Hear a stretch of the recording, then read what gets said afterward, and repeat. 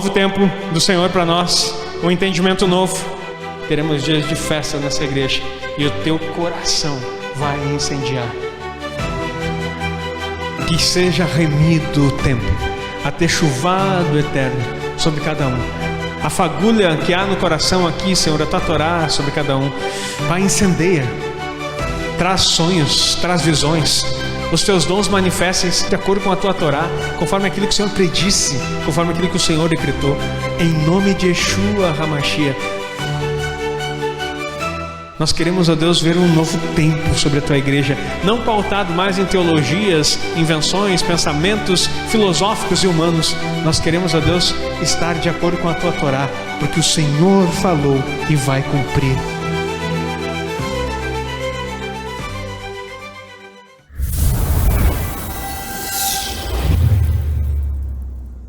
Quem pôde acompanhar no culto de Shabbat, foi muito poderoso entender a respeito da Lashon Hará, coisas que nós não entendíamos que eram palavras maledicentes e que retêm a nossa vida espiritual, retém prosperidade e retém acessos à Torá. O simples fato de você querer dar palpite na vida alheia retém você. Quem acompanhou no Shabbat, pode acompanhar. Então, está disponível no nosso aplicativo e você pode ver. Eu quero dizer para você, não perca a instrução de Shabbat. A nossa igreja tem sido uma fonte para as nações. Aquilo que o Senhor falou, declarou, determinou, é uma realidade na nossa vida espiritual. Então, no Shabbat falamos a esse respeito. E hoje eu quero dar uma ênfase um pouquinho maior a respeito da prosperidade. Essa paraxá, ela vai falar sobre acesso à prosperidade. Queridos, há muita coisa que nós não entendíamos, porque havia sempre vamos dizer assim, um dualismo do ensino de achar que lei estava relacionado ao aspecto salvífico. Eu preciso cumprir lei para salvação, ou não cumprir lei porque eu vivo na graça. A diferença entre graça e misericórdia, que são a mesma palavra, hesed, em hebraico, e às vezes nós ficamos, por causa da teologia, nós desvencilhamos as duas coisas. Deus sempre manifestou sua graça em toda a história, diga amém. O que é a convenção teológica desse termo? Lembrando que a graça, o que é misericórdia? É você não receber o que merece. E graça é você receber o que você não merece. Mas olha só, queridos, esse conceito, sabe por que é confuso? Porque é a mesma coisa. Graça e misericórdia é a mesma definição. Porque se você merecia um castigo e Deus teve misericórdia de não te dar esse castigo, é graça. Se você merecia a vida eterna, por exemplo, você não merecia isso e Ele te deu, também é misericórdia e graça. Por isso que as duas sentenças, as duas palavras se fundem. E quando nós não compreendemos esses aspectos da palavra de Deus, em sua profundidade, nós ficamos confusos. E nós não conseguimos nos aprofundar em todas as coisas. Hoje, nessa paraxá, eu vou falar um pouquinho sobre prosperidade, baseado na vida de José. Nós estamos estudando a história dele, e você vai conseguir compreender. Queridos, e sobre essa dinâmica dessa paraxá, que ela culmina também nessa festa, que está relatada lá em Gênesis 37, do verso 1 até o 40, 23. A história de Jacó, eu quero trazer algumas ideias para você nessa noite. Eu quero falar sobre a prosperidade no lar. Nós, por muito tempo, falamos sobre prosperidade e ensinamos em diversas coisas. E o movimento da igreja moderna, ela tem reacendido essa chama de trazer prosperidade como fruto de uma riqueza também, aonde a sua vida precisa mudar numa dinâmica. Isso é ensinado até mesmo pelos coaches, por todo mundo. Mas eu quero dizer para você que existem coisas mais profundas que nós precisamos trazer para dentro da nossa casa. Porque o que é material, o que é físico, o que é no aspecto do dinheiro não é problema. Não é problema, é bom ter. Só que quando a casa é mal administrada na prosperidade interior, tudo que você tem na mão pode escorrer como areia entre os seus dedos. O princípio do que retém o bem que Deus tem para você não está no quanto você possui, mas no quanto você carrega. Diga amém. O quanto você possui não é o resultado, mas o quanto você carrega é aquilo que vai fazer a diferença. Porque se você possui algo, se Deus mudar você de geografia, você não consegue levar muitas coisas. Agora, quando você carrega algo no seu interior, aonde você pisar a planta do seu pé, você vai ser bem sucedido. Diga amém. Por isso que Deus não olha para pessoas, Deus não olha para as coisas, Deus olha para as pessoas. E quando Ele chama Abraão, e até mesmo na divisão que você olhar lá atrás, entre Ló e Abraão, Ló foi para o lugar mais rico da cidade, foi destruído e até hoje é um deserto de sal. Abraão foi para o lugar mais feio da geografia, e até hoje é um jardim naqueles campos. Porque aquilo que nós carregamos planta uma semente de Deus para os princípios de prosperidade no lar, na vida espiritual e também no material. Se nós entendermos que a riqueza que está em nós é o princípio, nós vamos entender o que é prosperidade. E nesse texto aqui, eu quero falar de um primeiro ponto aqui com você, a prosperidade pela língua, por aquilo que você fala. Chegou até minha mão um material judaico milenar, e que tem na língua portuguesa, e pela graça do Eterno, nós conseguimos acessar isso. E olha só, lá estão todas as regras. E tem muitas pessoas que querem revelação, muitas pessoas que querem prosperidade, querem servir na igreja, querem fazer um monte de coisa. E escute, uma das coisas que mais limita a vida de uma pessoa é a língua. Naquele livro é uma explicação dos mandamentos do Eterno. E daí começa falando que aquilo que você fala limita o teu acesso ao mundo material e ao mundo espiritual. Primeiro ao mundo espiritual e depois o material. Porque o mundo material é só resultado do teu acesso ao mundo espiritual. Conforme a tua boca, conforme declara a sua boca, conforme você murmura, conforme você fala, as coisas não acontecem. Queridos, eu estou falando algo aqui poderoso para vocês. A prosperidade está na sua língua. Aquilo que você reclama e murmura afeta a tua casa, a sua vida e a sua geração. Muitas coisas que a igreja vive hoje em dia, e não falo da igreja local, a igreja do Senhor, são consequências da tua boca maldizente nos tempos, e nós não sabíamos.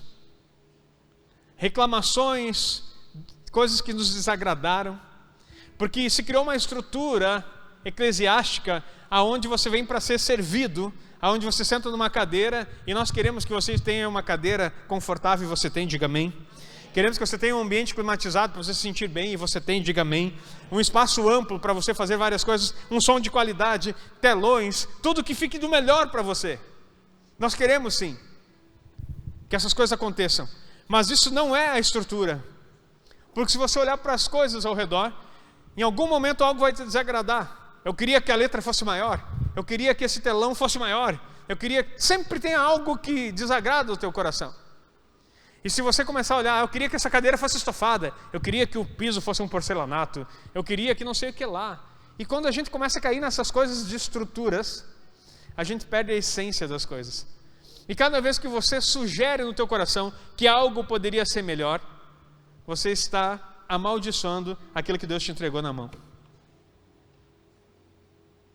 Cada vez que você acha que algo poderia ser melhor, você está sendo ingrato por aquilo que você tem. Não, mas é a nossa tendência, nós temos que melhorar, pastor.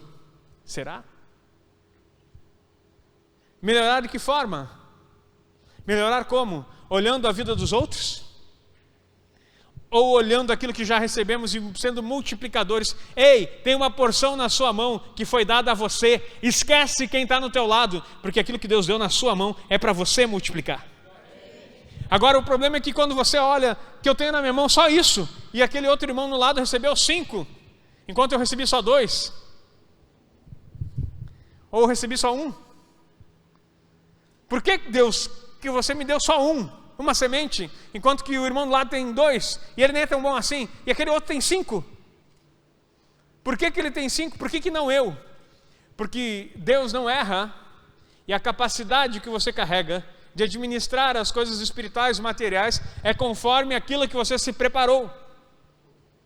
Se você recebeu numa quantia, é sinal que você não tem capacidade para receber mais. Por isso que a Bíblia fala em ser fiel no pouco e ser colocado sobre o muito.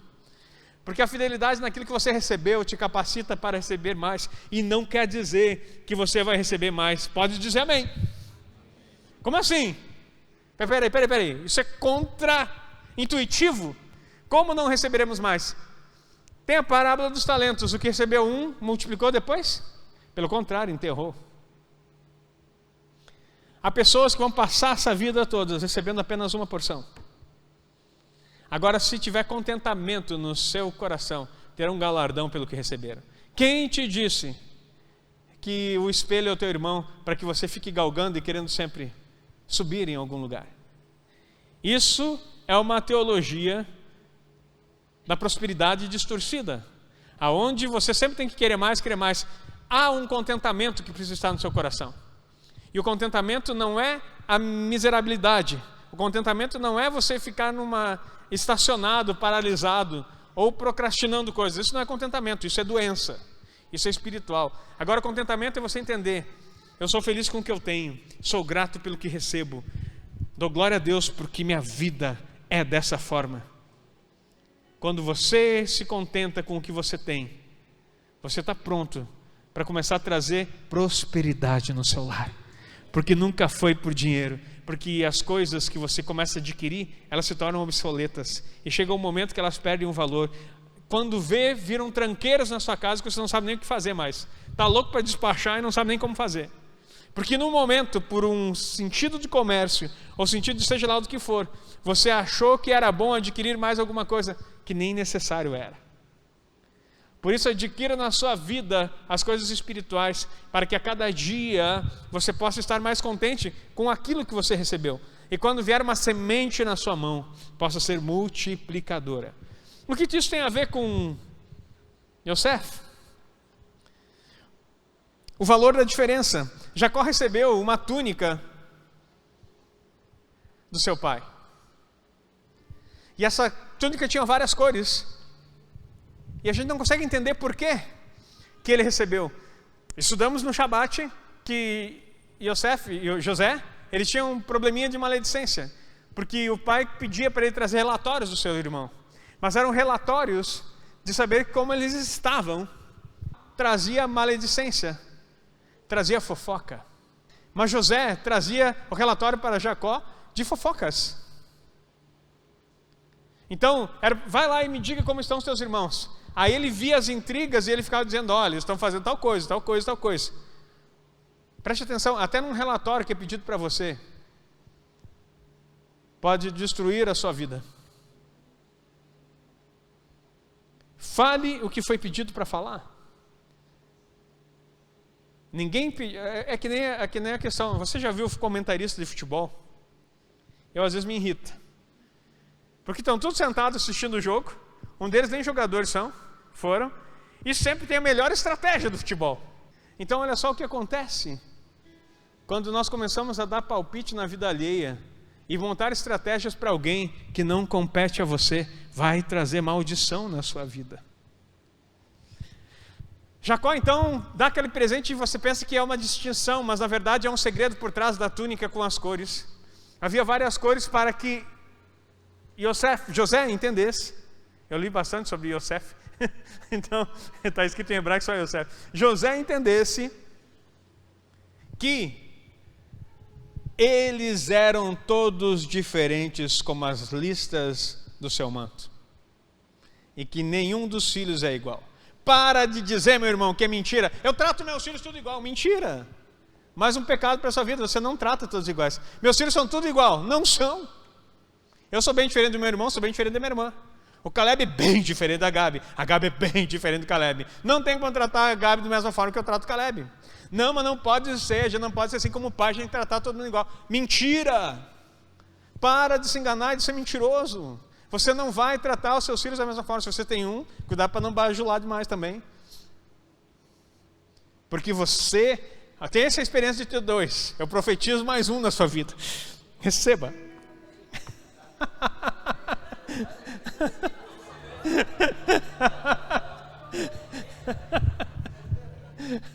Quando você entender o valor da multiplicação e que os filhos são a herança do Senhor, e feliz o homem que enche dele a sua aljava, não enfrentará os inimigos, não será envergonhado quando enfrentar os inimigos à porta. Você vai entender os princípios espirituais que isso carrega. Mas fechando o assunto aqui.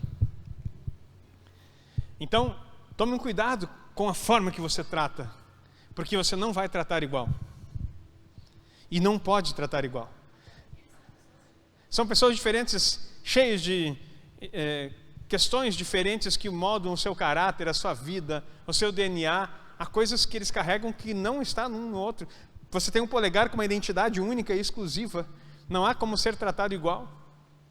Então não fique com peso. Você não pode fazer diferença entre os filhos, tratar um mal e outro bem. Isso não pode. Mas agora, tratá-los de forma diferente, não tenta igualar tudo. Porque quando você iguala, você acaba com as diferenças que eles carregam, que Deus colocou neles para eles prosperarem. E aí quando você tentou fazer tudo igual, você está tratando como se fosse uma mercadoria de esteira, um produto.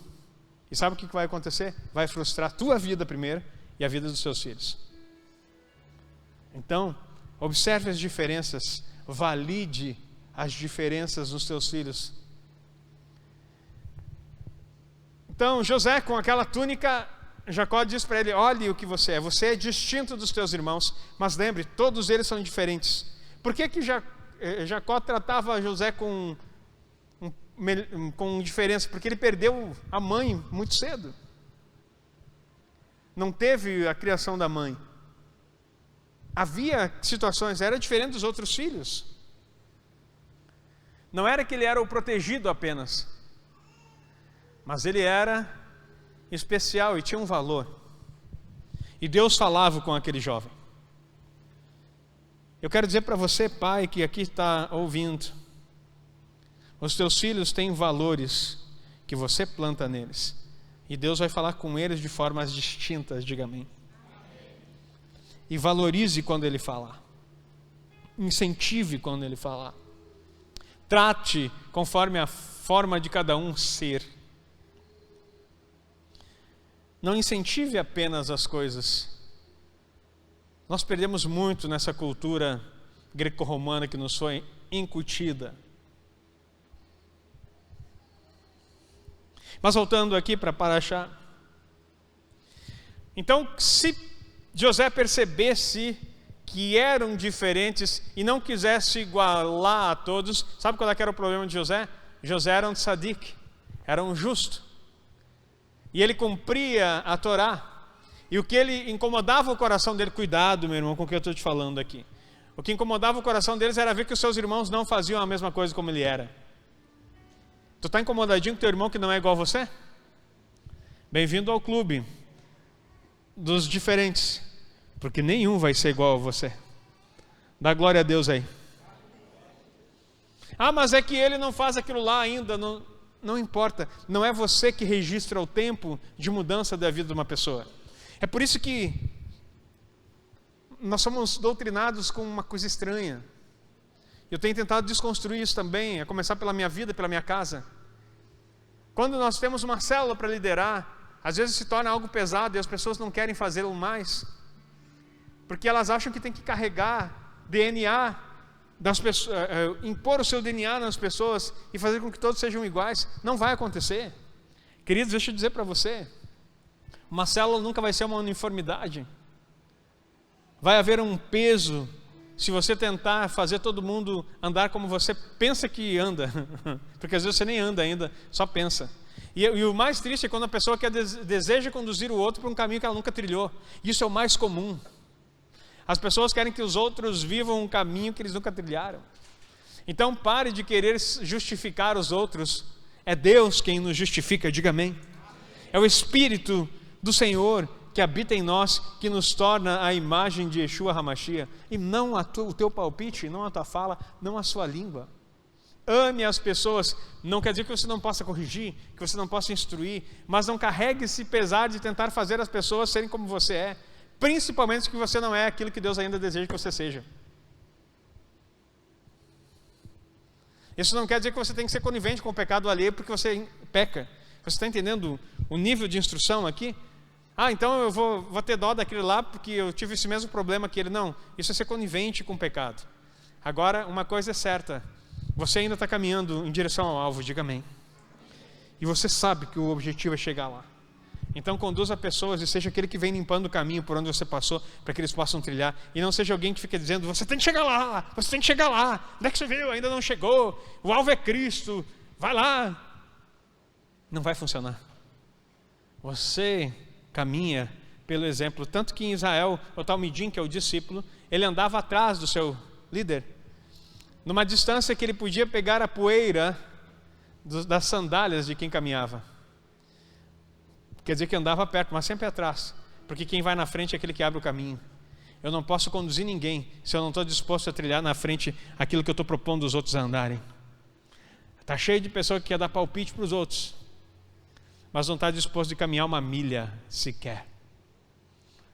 Nós estamos sendo arrancados desse tipo de religiosidade, diga amém, para que nós sejamos modelo dos fiéis, aonde nós andamos na nossa casa. Tem cuidado de ti mesmo, da doutrina, persevera nessas coisas e assim salvará tanto a ti quanto aos que te rodeiam. Cuida da sua vida, amém? E assim, cuidando da sua vida, as pessoas vão ver a luz que brilha em você e vão querer, eu quero isso que você tem. Agora o detalhe é quando você aponta para a vida dos outros, você não tem nada que ilumine, a não ser um dedo apontando. Pensa num crente chato, que a pessoa não quer nem estar perto. É aquele que só fica apontando o defeito dos outros e fazendo fofoca alheia e dizendo como que ele deveria ser e deveria se comportar. Para de instruir a vida dos outros e comece a instruir o teu caminho pela Torá. Primeira pergunta é: quanto de Torá você está cumprindo para querer que os outros cumpram alguma coisa? E aí nós começamos a andar um caminho novo. Olha só o que diz a palavra em Gênesis 37:3. Israel amava José mais do que todos os seus filhos. Espera aí, isso é complicado. Não é complicado, ele amava. Porque era filho da sua velhice. E fez-lhe uma túnica de várias cores. Eu tenho 2 irmãos, eu sou o do meio. Uma irmã mais velha e um irmão mais novo. E eu sei exatamente como que é. E eu, por uma fase na minha adolescência, eu tinha algumas crises assim de ficar, mas eu nunca fui mimizento. Eu nunca fui de ficar chorando pelos cantos, de me sentir indigno, mal amado. Eu olhava assim, pronto. Eu olhava só assim, ficava assim, tá. Para ele assim, para mim não. Tudo bem. Por trás disso aí deve ter alguma coisa que Deus está querendo me ensinar. E sabe o que isso me fazia? Me tornar melhor. Não melhor que eles, melhor para mim mesmo.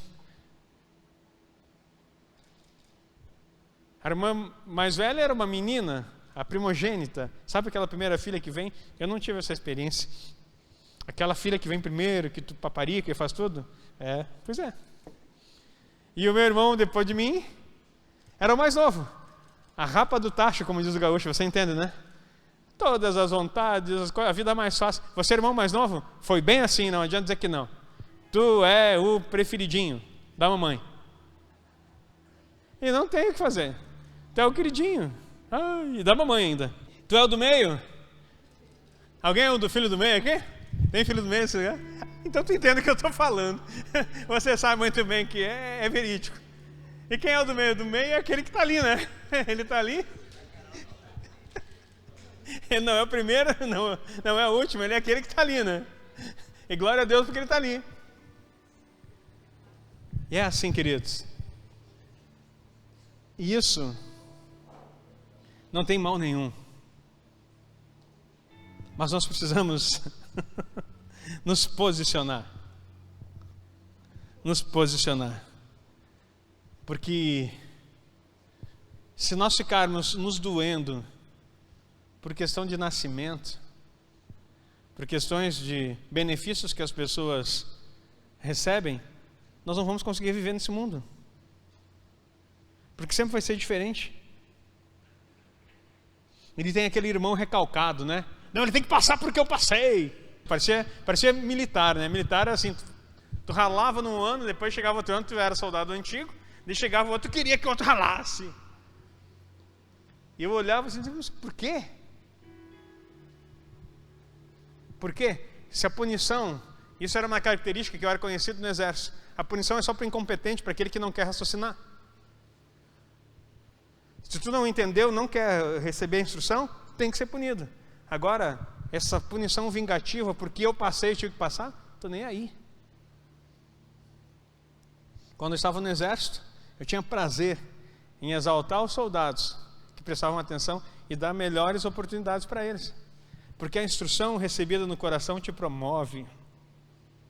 Isso não no exército, na vida prática também. A instrução recebida no coração te promove. A ignorância faz com que você padeça. Então, esse termo de justiça tem que ser aplicado em todas as esferas. Nós precisamos entender. Recebemos uma instrução. 3 filhos, os 3 recebem a mesma instrução. Será que todos fazem a mesma coisa? Não. Agora, aquele que andar conforme a instrução vai ter melhores benefícios automaticamente. E é isso que Deus quer fazer. Então esse amor de Jacó por José não era maléfico, mas o seu comportamento, por causa desse amor, ele se confundiu. Ele pensou que ele era melhor. E aí ele achou que aquela túnica era um presente como uma nobreza, mas na verdade seu pai estava querendo ensinar um princípio: você não é melhor que os outros, são todos iguais, está estampado no teu corpo aí, que tem diferenças, respeita a diferença do teu irmão e fecha a tua boca na hora de falar deles. Mas ele não entendeu o recado. Ele olhou para si e pensou: eu sou especial. Lembrando que ele era um tzadik. E não é porque você é um justo que você não vai errar em algum momento. Alguém aqui já errou? Ainda bem que tem meia dúzia que errou. Continuamos aqui. Segundo ponto. Da prosperidade. A prosperidade, então, pela fidelidade aos mandamentos. Olha o que diz Gênesis 39, 9. Gênesis 39, 9. Ninguém há maior do que eu nessa casa, e nenhuma coisa me vedou, senão a ti, a esposa de Potifar. Porquanto tu és sua mulher, como, pois, faria eu tamanha maldade e pecaria contra Deus? Eu não estou nem falando contra o seu Senhor. Agora aqui, eu não estou contando toda a narrativa, e você deve lembrar da história de José. Mas agora ele já está comandando a casa, e a mulher, ele era um jovem muito bonito, arma várias ciladas para seduzi-lo, até o momento de encurralá-lo no seu local, na sua sala, no seu quarto, se despir e mandar que ele se despisse. Ele sai correndo e deixa a túnica. Lendo algumas paraxás, falaram assim que ele deixou a túnica, né? E saiu. Ele não deixou a túnica. Ele deixou tudo que podia deixar. A mulher se agarrou nele e ele fugiu daquela forma. E aí, porque a roupa dele ficou lá no local, ele foi preso, porque ficou uma prova. Mas por que ele correu e fugiu daquela cilada? Porque ele não queria pecar contra Deus. Algo interessante que Davi escreve: escondi a tua Torá no meu coração para não pecar contra ti. Só esconde a Torá no coração para não cometer pecados aquele que é justo, aquele que guarda os mandamentos do Eterno. Aprenda algo: se você aprender a guardar os mandamentos do Eterno, você receberá as recompensas de glória e de governo que Ele tem para você. Diga amém e aplauda o Senhor. Mas é necessário isso, em alguns momentos até fugir da cilada. Você precisa compreender que isso é necessário. Queridos, tem um conto judaico que fala a respeito de um senhor, um judeu já mais idoso, que estava no campo de concentração. E em algumas tardes eles comiam aquela comida rala, uma água com um pedacinho de pão, e eles passavam muita fome nesse período. Aí, para se divertir, alguns soldados chegavam e largavam no chão alguns cubos de manteiga. E aí davam um start dizendo assim: os primeiros que pegarem levam o cubo inteiro. E aí, naquela fome, naquele desespero, muitos judeus corriam e se degladiavam por um pedacinho de um cubo. Centenas brigando por um pedacinho de cubo de manteiga. E aquele senhor parava no lado e dizia assim: não, eu não vou fazer isso, porque o que me faz humano, o que me faz ser digno, é o fato de eu não competir por coisas que não são essenciais na minha vida. O dia que eu for disputar com a minha vida por um pedaço de manteiga, eu perdi toda a minha dignidade. E por várias vezes isso acontecia. E as pessoas não entendiam. Só que um dia, para surpresa de todos, os soldados fizeram a mesma coisa. E aquele homem saiu correndo por primeiro e disputou por um pedaço de manteiga. E todos ficaram dizendo: por quê? Ele perdeu, olha o nível que ele está a ponto de morrer, porque ele está perdendo a dignidade, indo agora disputar esse cubo de manteiga. Para surpresa de todos, quando ele saiu, ele correu, foi para aqueles lugares onde eles ficavam abrigados. Ele pegou uma linha da sua roupa, cortou o cubo de manteiga em 8 pedaços, pegou aquela linha, arrebentou e colocou no meio da manteiga, pegou um fósforo e acendeu. 8. As 8 velas. Era tempo de Hanukkah. E ele colocou a sua vida em risco para cumprir um mandamento, que era acender as velas nesse período. Ele não estava negociando a sua dignidade. Ele estava como um justo, botando em risco a sua própria vida para que pudesse cumprir um mandamento do Eterno. Há coisas que são inegociáveis e você precisa aprender. Há coisas que o Senhor nos coloca como estatuto perpétuo e que vale todo o nosso esforço. Se esse conto é de fato uma realidade, não sei. Mas o seu princípio moral que o Midrash traz nos ensina a compreender que as coisas mais importantes estão acessíveis pela obediência. A fidelidade aos mandamentos vai trazer prosperidade na sua casa. Aplauda o Senhor se você entende essa palavra. Por fim, o terceiro aspecto que eu quero falar aqui dentro dessa paraxá ainda é a prosperidade de sua mão e a prosperidade na mão de Deus. Às vezes nós temos uma dificuldade de compreender quando Deus quer nos tornar prósperos e quando nós devemos buscar a prosperidade pela força do nosso braço. Tem 2 textos que eu quero ler com você, que é muito poderoso aqui na vida de José, e que traz essas 2 características, e que nos fazem compreender a prosperidade num outro âmbito. O primeiro texto está lá em Gênesis 39:3, e diz assim: vendo, pois, o seu senhor, no caso Potifar, que o Senhor, o Eterno, estava com ele, e tudo o que fazia, o Senhor prosperava em sua mão. Primeira questão é que Deus prosperava José em sua mão. Aprenda a prosperar com o que Deus coloca em sua mão. Meu Deus, eu estou cansado de ver pessoas com potencial, mas sem potência.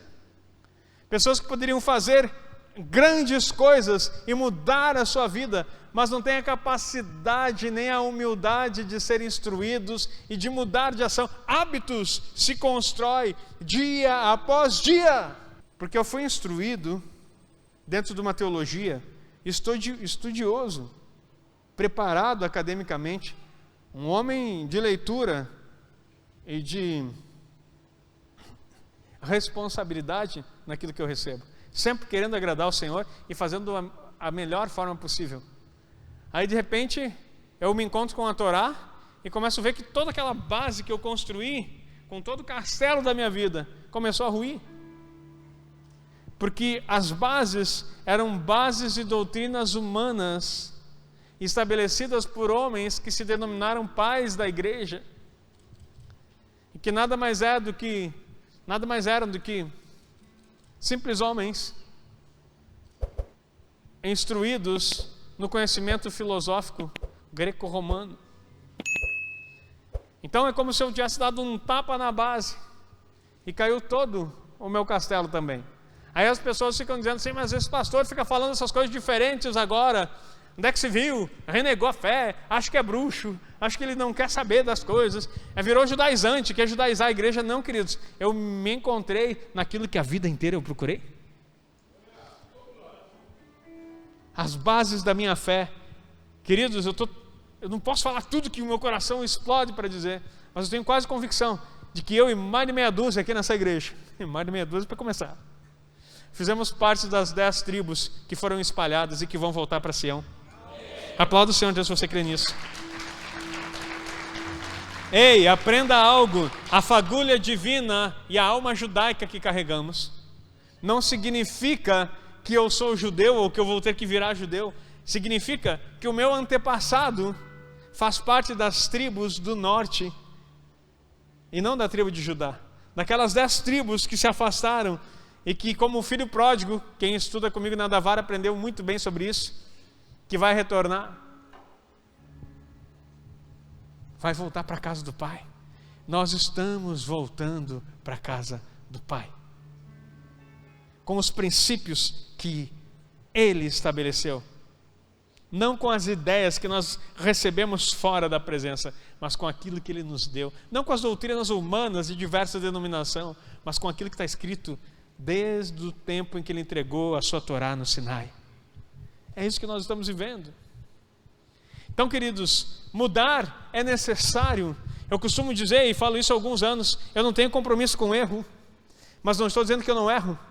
Mas se eu errar, eu vou dizer eu errei. E tento, em todos os aspectos da vida, eu tento fazer isso todos os dias.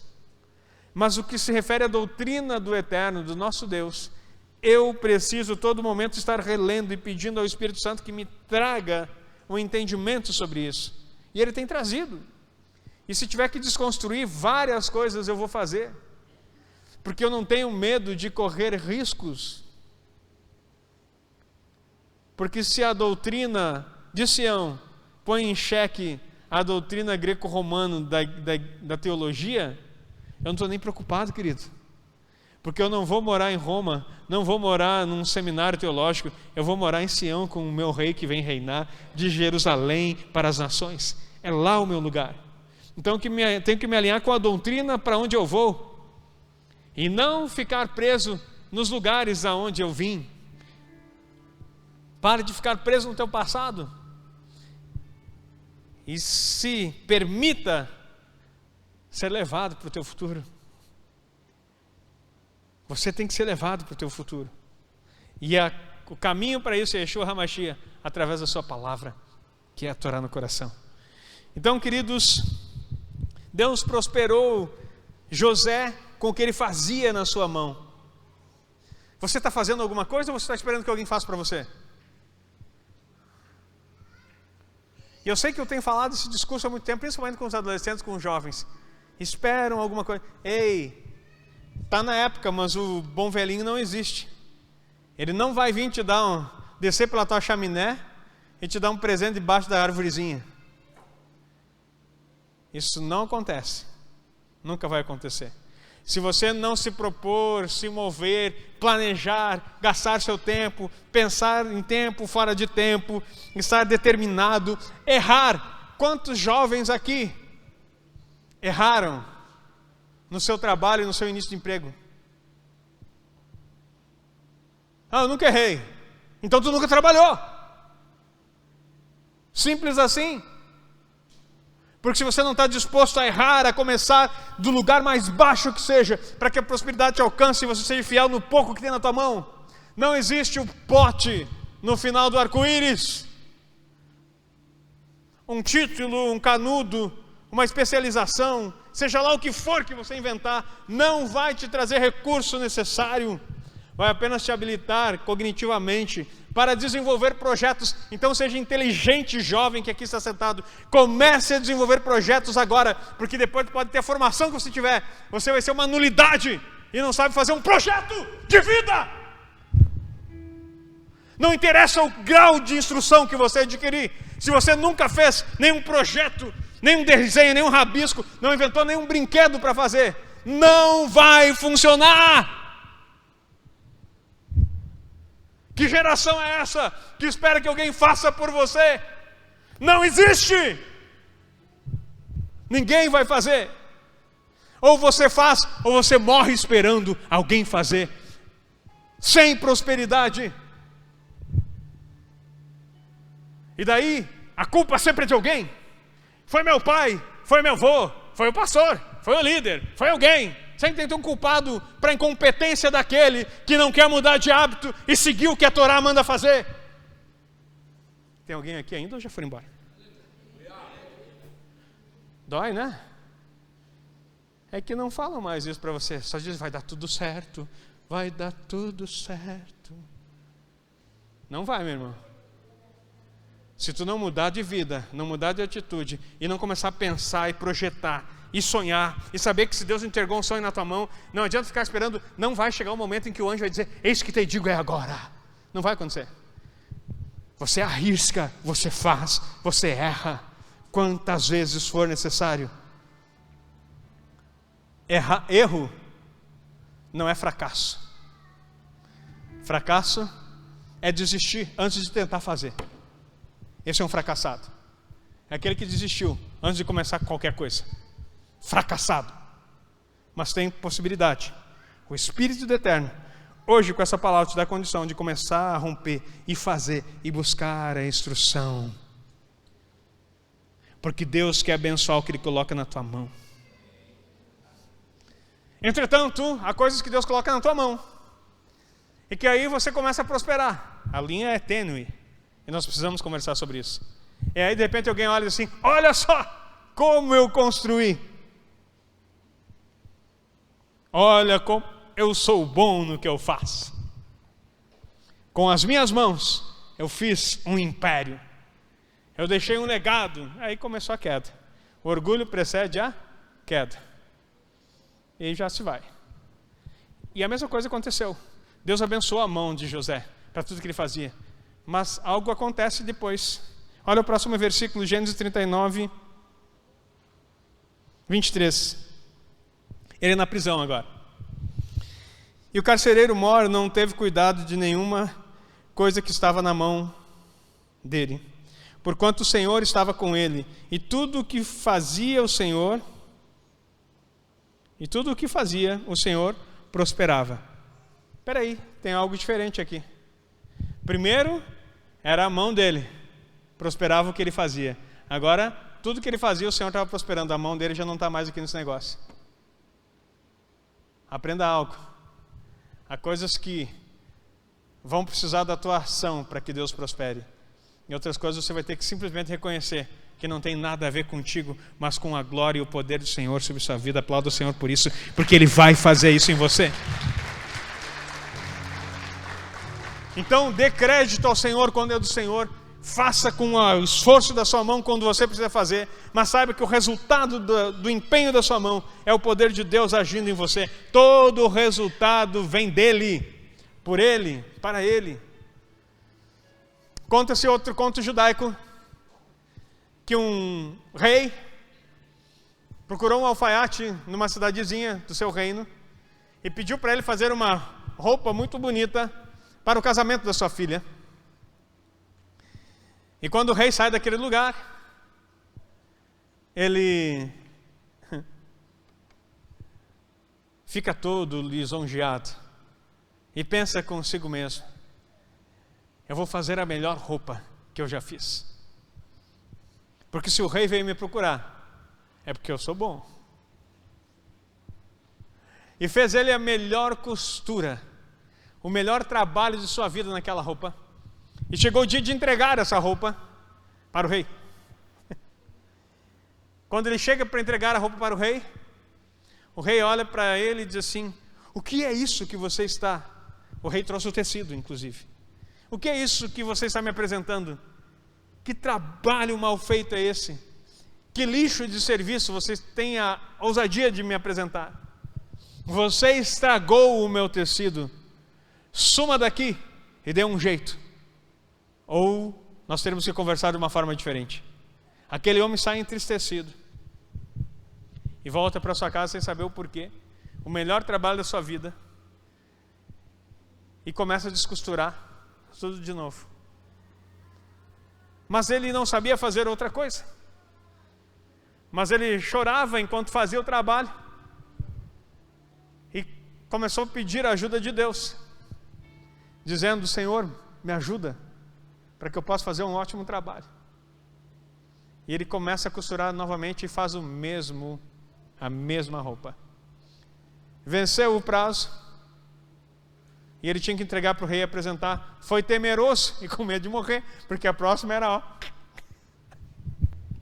Ele chega lá e entrega na mão do rei, e o rei diz assim: que obra maravilhosa é essa?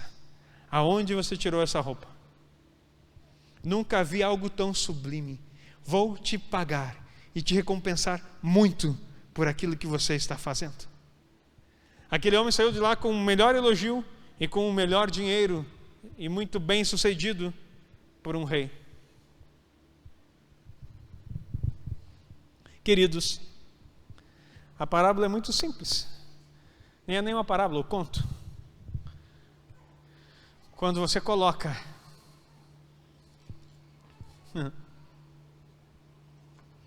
o seu coração e age com as tuas mãos de forma certa, o Senhor sempre vai fazer com que a abundância de riqueza caia sobre a sua vida. Ai do homem que achar que a sua mão tem condições de fazer algo sublime.